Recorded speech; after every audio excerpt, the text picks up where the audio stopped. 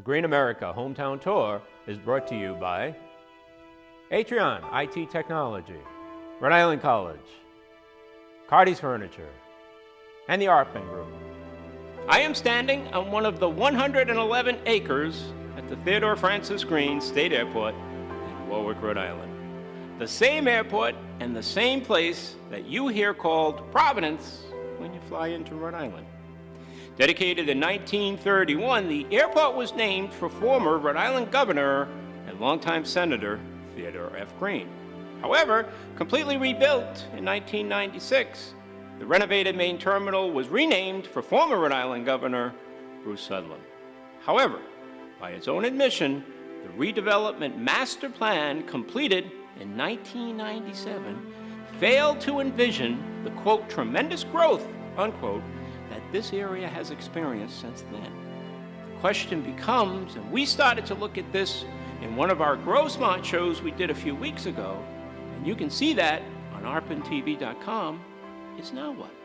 Can this airport, an area which last year moved 3.8 million people through its doors, and more impressively, 29 million pounds of cargo, get bigger, but not swallow up this part of the city in dirty commerce and congestion? Grossmont calls this project the mixed-use transformation of Green Airport and the surrounding city blocks, one of the economic game changers in this state. With the People Mover traversing across Post Road and the new Interlink complex whisking people in and out of Boston on the commuter rail, what are the other pieces that need to be put in place to create jobs within a livable community? Stay tuned to find out.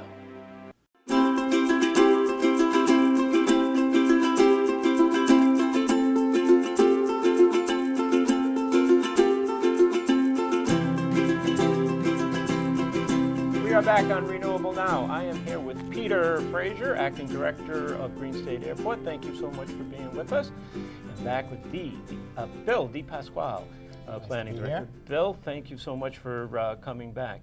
Peter, you've done a great job hosting the shows for Warwick here at the airport. We love it. Thank you very much. It's a great room, great facility. It's our pleasure.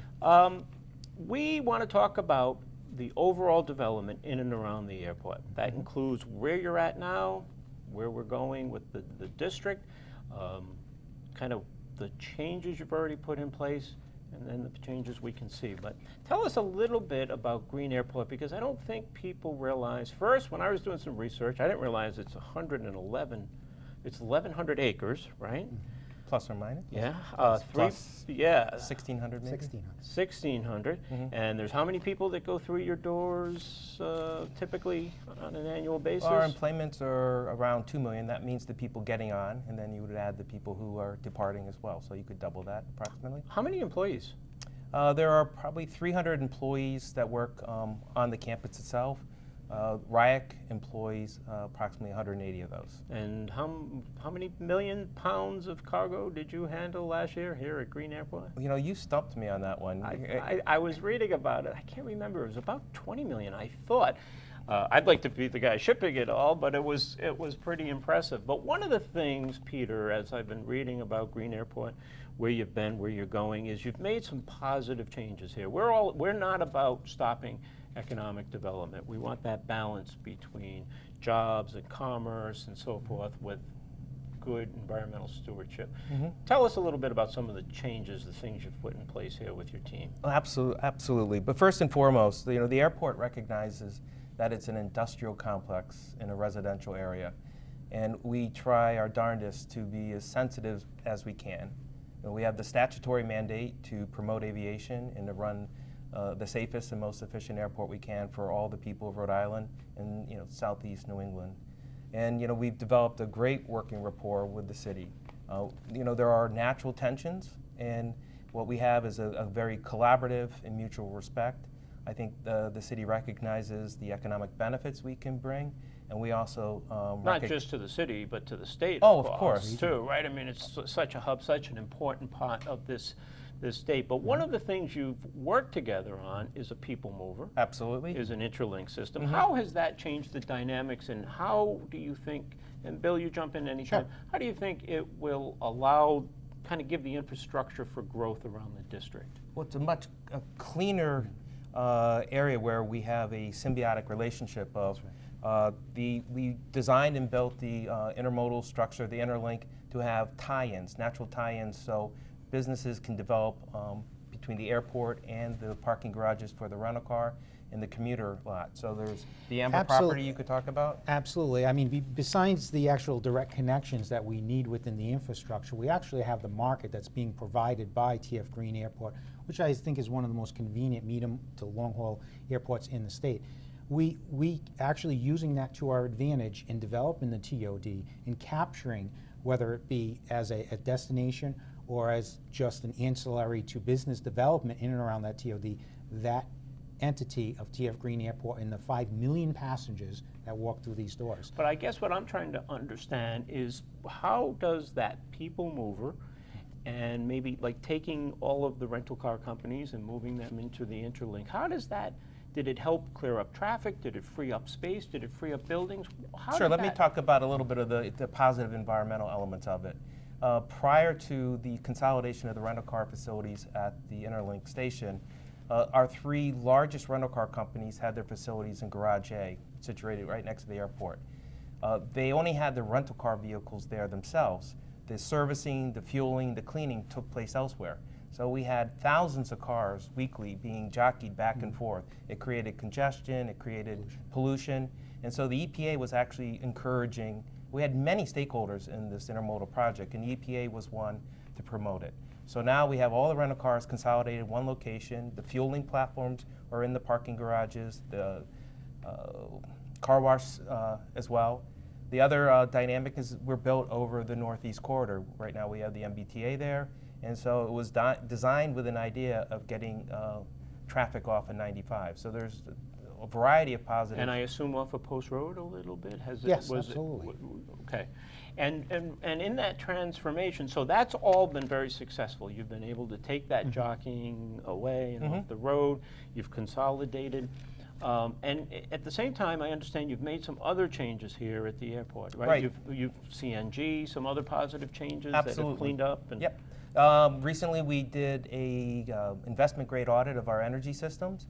We invested $5 million with an electrical partner that guaranteed that our savings would pay for the $5 million investment. And right now we're saving hundreds of thousands of dollars a year on lighting, on dimmer switches, on more efficient ventilation systems, a real balancing of our energy. So that's a good investment and a good return. When we come back, we are going to talk about some additional investments, including here in the Station District.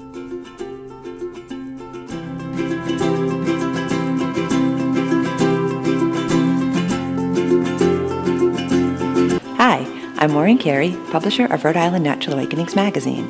I'm excited about our new partnership with ReNewable Now.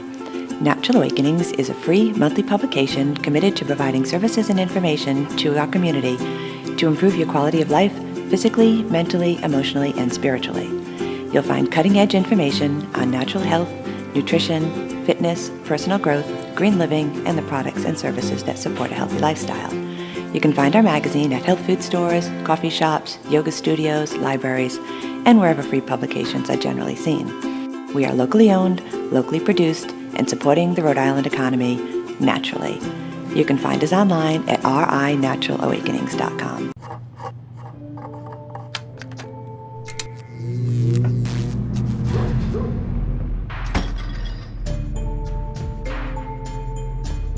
Traditional light bulbs actually generate 9 times more heat than light. Switch to Energy Star light bulbs, and you'll realize just how much cash you are really burning through. Saving energy saves you money. Learn more at energysavers.gov. We are different. Society should aspire to be more like us. Be part of the first class. Get energized. Get outside. Hold on, guys. It's gonna get bumpy. And get moving. Experience the power of physical activity. Woo! Join the movement at actionheroalliance.com.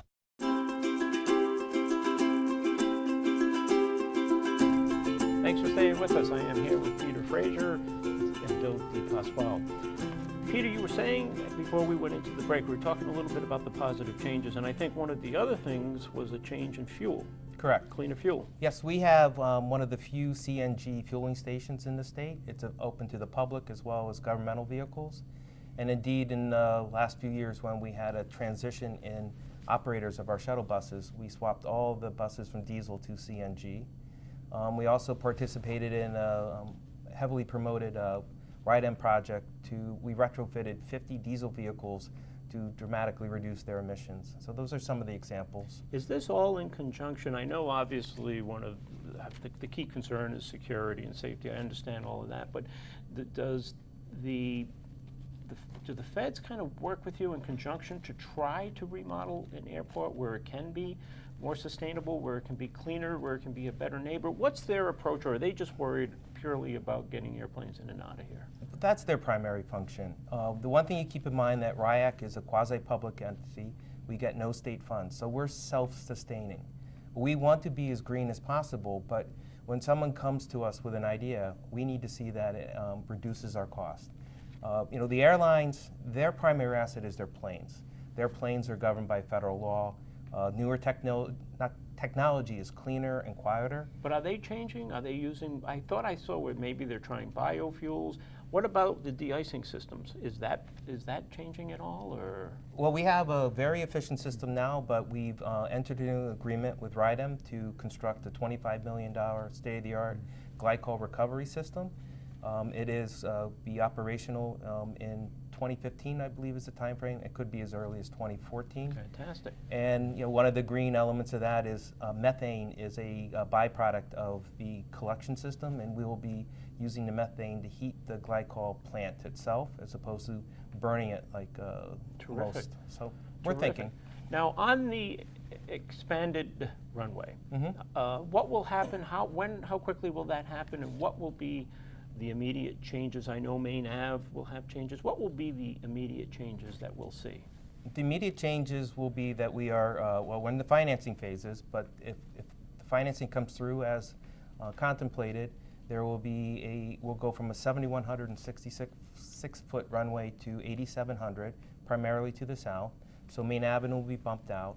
We'll have to purchase a considerable number of homes that are either in the runway protection zone or that will be more dramatically impacted by noise. And what are the economic and even possibly environmental benefits to this change? Well, from the airport's perspective, it'll allow us to attract airlines that can offer a broader array of services. It should enhance the cargo capabilities of FedEx and UPS, as well as the cargo capabilities of the airlines themselves. So bigger planes potentially carrying more people, which I assume, you know, with that kind of consolidation, maybe less, you know, with trucks, right? It's capacity and less trucks, so it becomes a little bit more efficient that way. And you can't forget the cargo guys, right? They're an important part of what you do here and how you serve all the businesses in this area. Absolutely. Bill, with all of these things in place, and by the way, we had talked earlier a little bit about changes in traffic patterns here in the city, changes in Apponaug. Does this change influence that as far as Main Ave and how that's going to work? The actual build-out as proposed and approved will change not only the traffic patterns in and around Airport Road, Post Road, and Main Avenue, will also change actually the land use pattern of the city. We're working with Peter on determining those properties that are taken because of a voluntary noise acquisition program. Can we get those back on the tax rolls? Do we have to, you know, keep these for protection of the runway protection zone? So it did change the land use and transportation patterns of the city quite significantly. Over the last 30 years, the actual airport use within the city has actually reduced number of single-family homes by about 1,000 over 30 years. I think the beauty of the TOD is we're recapturing that with the planned 600-unit facility that'll be within walking distance without, you know, vehicle dependence to this intermodal facility And I think that's a positive, and as we saw the 3.7% decrease in our population, I think a lot of it could be attributed to that expansion of the airport. But there are ways in which to combat that, and we're doing that adaptive reuse in and around the airport, which had some environmental constraints in the past. Well, let's stay with that. So, because when we did the Grossmont shows, they talked Yes. about this as a real game changer in the state. Why do they say that? Is it because it's so many new jobs? Is it the change in the city of Warwick? Is it more relating to residential changes? I think it touches on so many different policies and directives that can go all the way back to federal policies relative to where we're putting our dollars, whether it's toward highways, to new suburbs, combating urban sprawl, combating pollutant loading. It touches local and change in statewide planning, and it actually cleans up previously contaminated sites, adaptive reuse, putting those back on the tax rolls. It's really looking at our transportation system as a whole with our communities. So you're reclaiming some land, potentially cleaning that up, buildings? Buildings. Old buildings? Well, that's where the intermodal facility is now, actually. And we're going to go to a break, but when we come back, does this also include complete streets? Are there changes? Absolutely, it's a great question, and complete streets will be part of our new design manual that we're actually underway with right now. Terrific, glad to hear that. We'll be right back.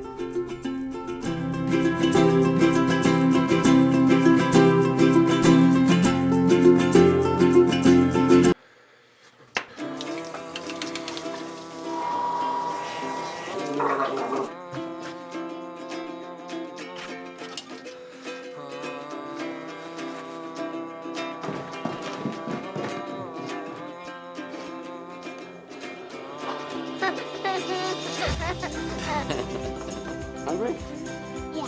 The smallest moments can have the biggest impact on a child's life. Take time to be a dad today.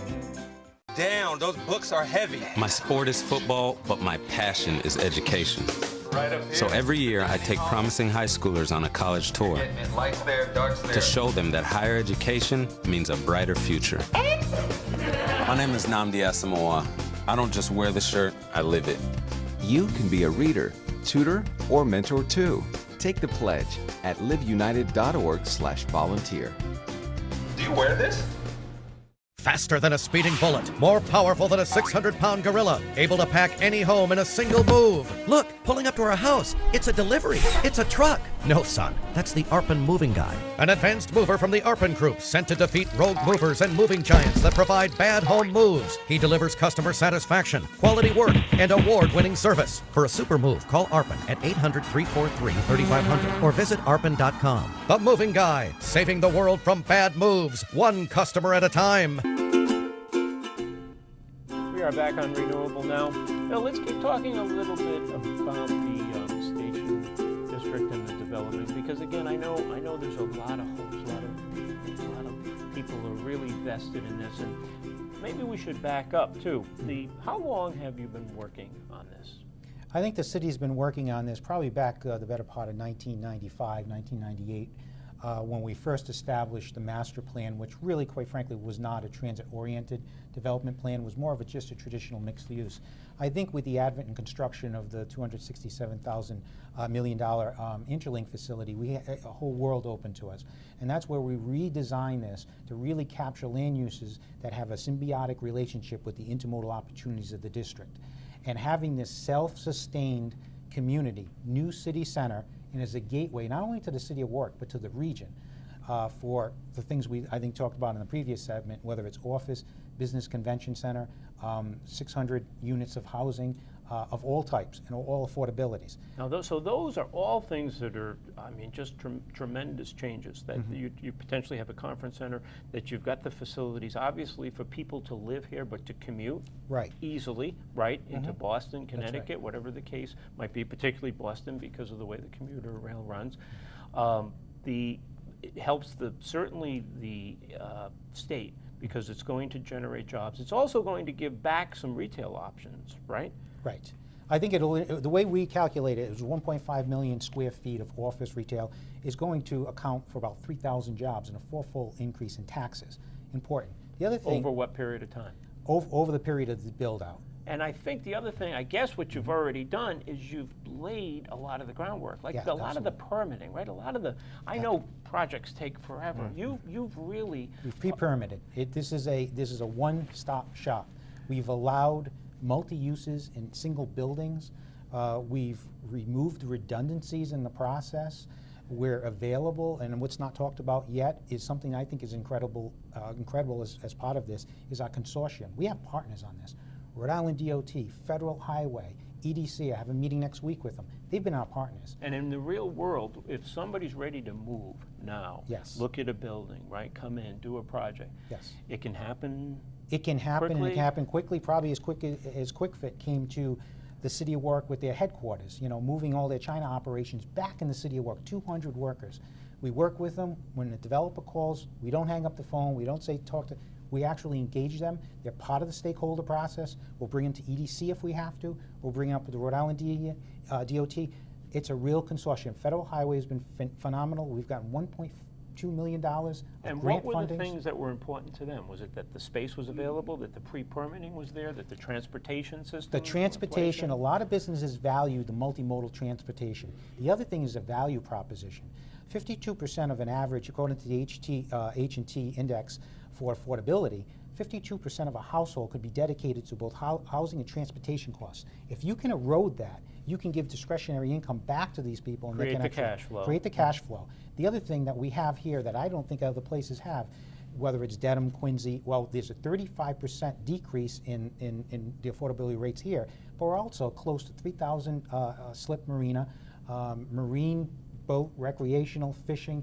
The tremendous opportunities that we have here for these lifestyle, for that mobile user is phenomenal. Tremendous and resources. It's really a value proposition. Tremendous resources, lots of different industries that can And play a role. I can assure you that the airport is elated that its proximity as the airport and the interlink which it manages. Well, that was part of my question. Tied right in. Is this a positive thing? And what is your vision of this airport over the next 10 years? We want to continue to serve the people of Rhode Island as best we can. We want to complete our capital improvement program. We have runway safety areas that are being constructed on our crosswind runway. We are going to do the runway extension to the south, and we're also firmly committed to getting our glycol facility up and running in that time frame. So having, as an example, an MBTA station across the People Mover, does that have an impact? It does. on It's green? growing. It started with a few. The timing of the trains were more geared to commuters as opposed to bringing passengers to the airport, but we're now up to 20 trips a day, and we're hoping to expand that. There are conversations with the Connecticut commuter rail to see if we can draw people in from New Haven, New London. That would be terrific. And we designed the intermodal, the interlink, to be wide enough. We can accommodate an extra rail under there, so if we can ever convince Amtrak to stop, we're prepared. I know we're running out of time a little bit, but what about renewable energy here at the airport, and what about it being part of the station district? We would love to facilitate conversations with people who could bring in ideas on solar, whatever. It would be important. We're very concerned with glare issues. Other airports have tried it, and the FAA is going to step up some heightened regulations on it. But if it helps us on our bottom line, we're all for it. Because you've reduced your use of energy, obviously, and now you're in a good position to potentially create some clean energy. Bill, real quick. The same thing here. The design manual that we will actually, in the process now, we'll actually be looking at LEED certification for density bonuses, whether it's a platinum certification, whatever, maybe solar panels on new buildings and new construction of buildings. We're really going to tie this in because, again, it's a walkable community. We're separating the automobile. It's not going to be auto-dependent. It's going to be pedestrian-centric. And that clean energy fixes energy costs, creates, again, cash flow. Which is very important. We're going to be following this story. Thank you so much. I'll be right back with some closing thoughts. Excellent. Sorry to rush you at the end.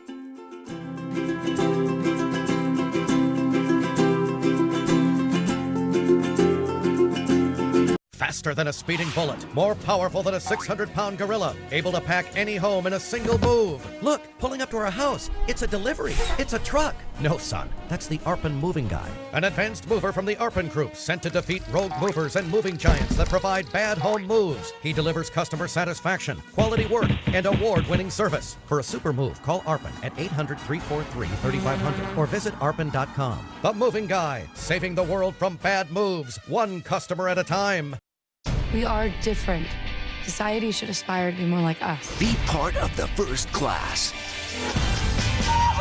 Get energized. Get outside. Hold on, guys. It's gonna get bumpy. And get moving.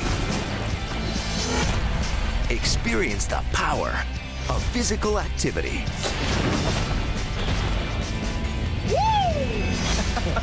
Join the movement at ActionHeroAlliance.com. Nature's Rest, New England's most popular latex brand, is now exclusively at all Carty's Furniture and Carty's Furniture mattress locations. Nature's Rest eco-friendly construction includes a plant-based polysupport core with carbon-negative wood foundation base. Latex is the Earth's best natural resource for sleep, and Nature's Rest mattresses are proven to provide superior pressure relief to give you a more restful, rejuvenating night's sleep. Carty's Furniture and Carty's Furniture mattresses.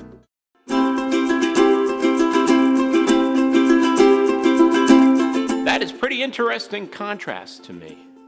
Bill, having worked at the city for many years, going back to the Chafee administration, while Peter just assumed the head job at the airport. Yet they clearly have a great working relationship and understand the interdependence between a very busy, sprawling airport and the city trying to allow for its growth without choking on its bigger runways and more planes coming in and out. Balancing the expansion of industry and commerce, in essence, creating new jobs with good use of natural resources, is the essence of our show. This story, watching the development of the Station District in Warwick, is one we will follow very closely. I'm impressed by what I heard. I like the plans put in place so far by Bill and his staff. And I love how Green Airport has already taken many positive steps to reduce their carbon footprint. I applaud Peter Frazier's personal commitment to controlling Green's use of land and space, their pollution levels and consumption of energy, while still maintaining safe, on-time operation for Green's customers. Let's hope the rest of the investors in the Station District hold to the same lofty standards. I'll be back next week on ReNewable Now as we continue our tour of Warwick's business side of green.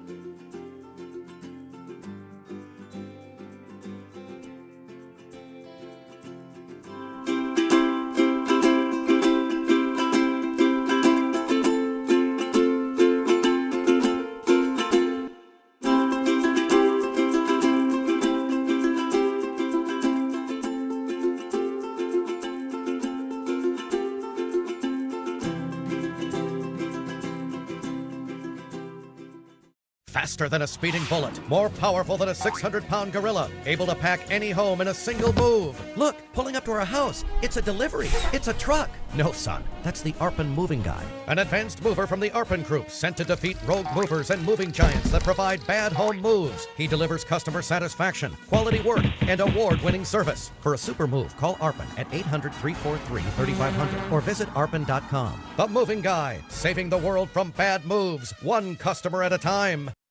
We are different. Society should aspire to be more like us. Be part of the first class. Get energized. Get outside. Hold on, guys. It's gonna get bumpy. And get moving. Experience the power of physical activity.